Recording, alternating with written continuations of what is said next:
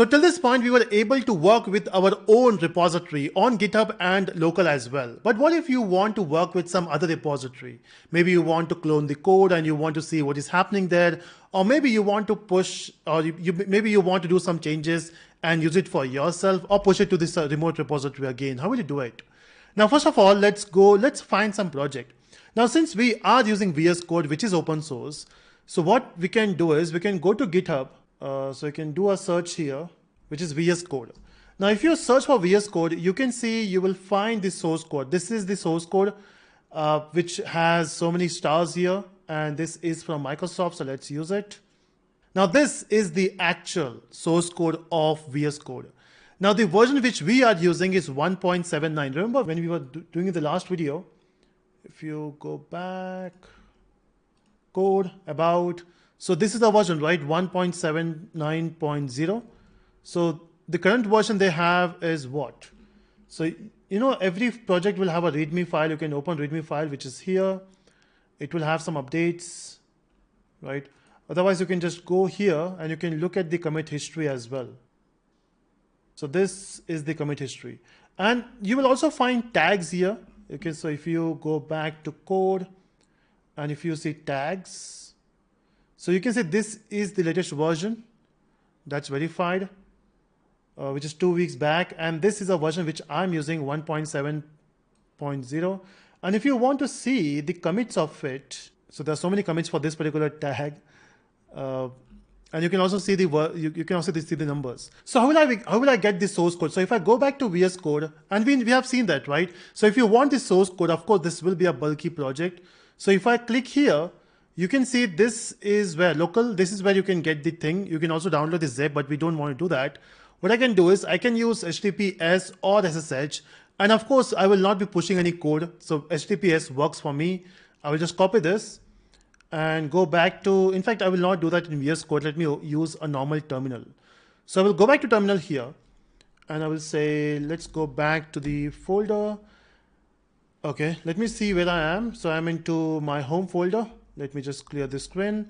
And this is where I will say git clone. I will mention that particular URL. The moment you say enter, it will download the entire VS Code repository in your machine. So it will take some time. So basically the entire project which we have here, we are getting that in this machine. So by the time it is downloading, let me see if I can find something interesting here.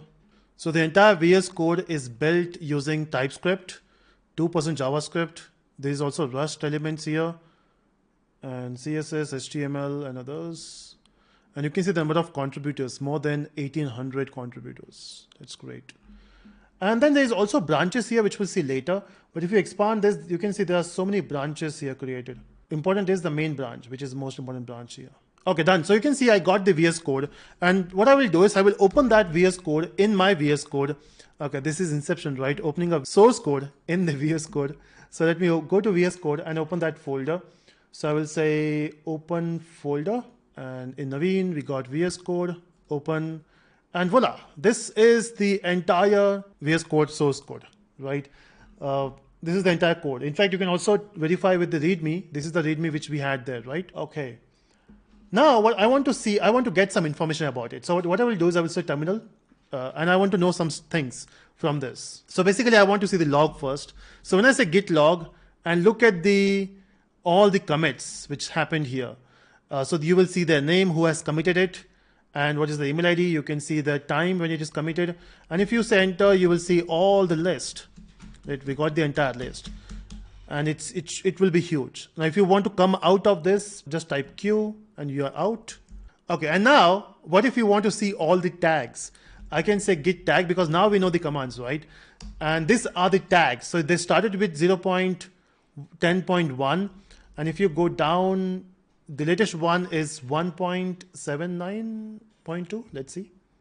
So if you go down, okay, still searching. So these are all the versions of VS Code. Okay, so you can see 1.9.1 is the last release, or they have the tags. I'm not sure if they have publicly released it, but they have the tags. And this is a version which I'm using. And maybe I want to know more about my version which I'm using. So what I can do is I can say git show 1.0 79.0. That's a version I'm using. So you can see this particular tag got a commit from this particular author and on this day. Oh, great. And I can also see what they have done by exploring this commit, this particular commit. Okay, you can see I got the commit number now. So this was I was looking for, right? So I don't know why I was not able to find that, but yeah, it's here. In fact, when you say git log, you can see there are a lot of logs here, right? Now, if you want to print only one, the commit number and just some information, there's one more way. You can say git log pretty equal to one line.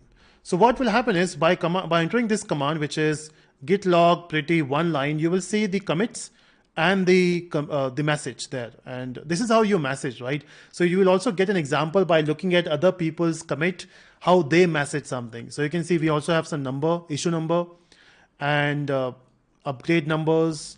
So it was always helpful to look at other people's comments or messages so that you will know how you should be writing your messages. Now, what if you want to make some changes? Let's say if I go back to any of the file, this is the first time I'm downloading the VS Code on this machine or exploring the VS Code source code. I can just get into source code and VS, let's say code. There is some node code here.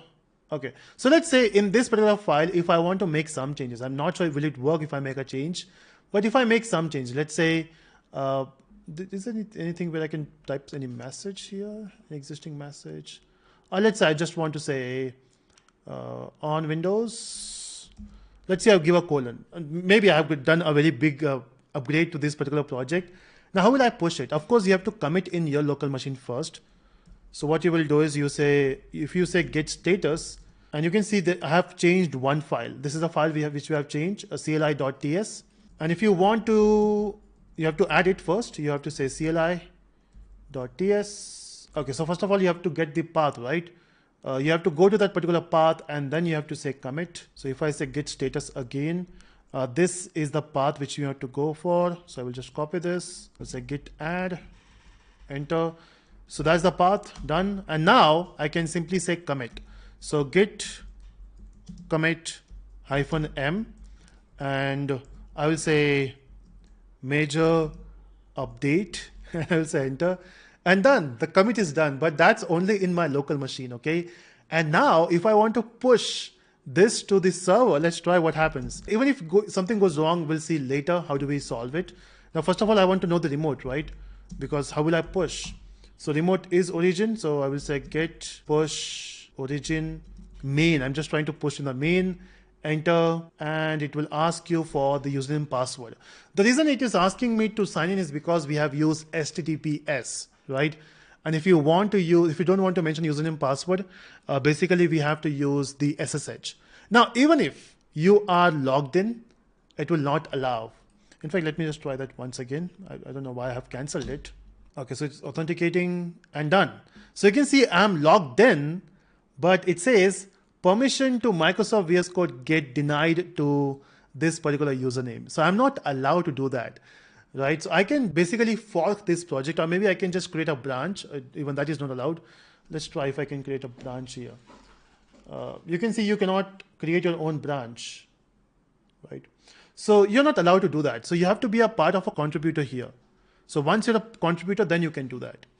Right? That's how you basically work with the projects. Okay, so we have done enough talk on this. We'll try to see how do you push in your own project. In fact, we have seen that in the upcoming videos, we'll also work on branches, which will be quite fun. So yeah, that's it from this video where we have seen how do you download a source code and do some experiment with it.